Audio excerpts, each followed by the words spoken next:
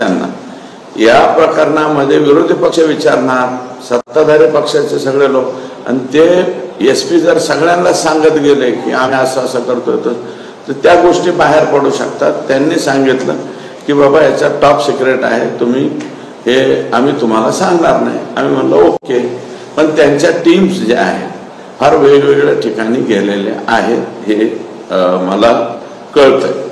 लोकांचा रोष वाढत चाललेला आहे। आता उद्या परभणीला मोर्चा, परवा दिवशी पुण्यामध्ये आहे मोर्चाचे जे लोन आहे ते मी परभणीच्या मोर्चाला जाणार आहे उद्या, आणि परवा पुण्याच्या मोर्चालाही जाणार, आणि 6 तारखेला संभाजीराजेंनी आम्हाला सांगितलं राज्यपालाकडे चला, मुख्यमंत्र्यांकडे चला, आम्ही त्याला बी जाणार, आणि सर्व पक्षीय सगळे लोक मला वाटतं परभणीला उद्या तिथे येते। ह्याच्यात पक्षाचा आणि ह्याचा विषयच राहिला नाही। हा क्राय आहे, क्राय, पब्लिक क्राय, हा पब्लिक क्राय आहे।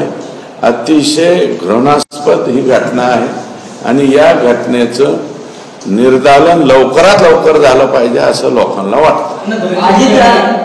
अजितदादांना बीडचे पालकमंत्री मिळणार असं जे आहे ते चर्चा जी आहे भरपूर झालेली आहे, कसं वाटतं तुम्ही? आणि या सगळ्याकडे आमची पहिली पसंती ही राज्याचे मुख्यमंत्र्यांना आहे, आणि जर मुख्यमंत्री नाही झाले तर अजितदादा झाले तरी चालतं, आम्हाला काही अडचण नाही।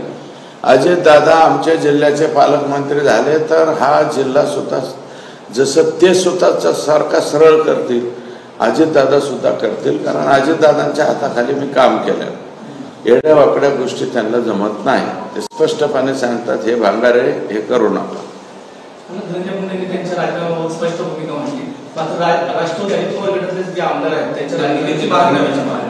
त्यांच्याच पक्षाचे लोक म्हणतायत।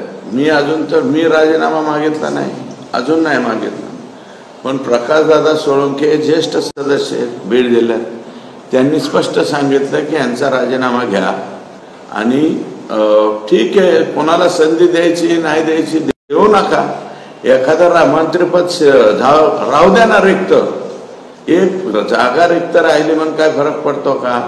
परंतु आमच्यासाठी ते चांगलं आहे।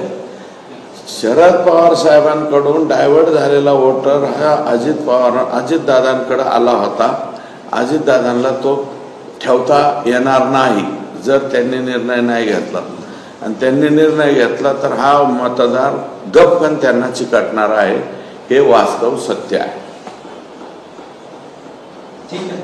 ओके,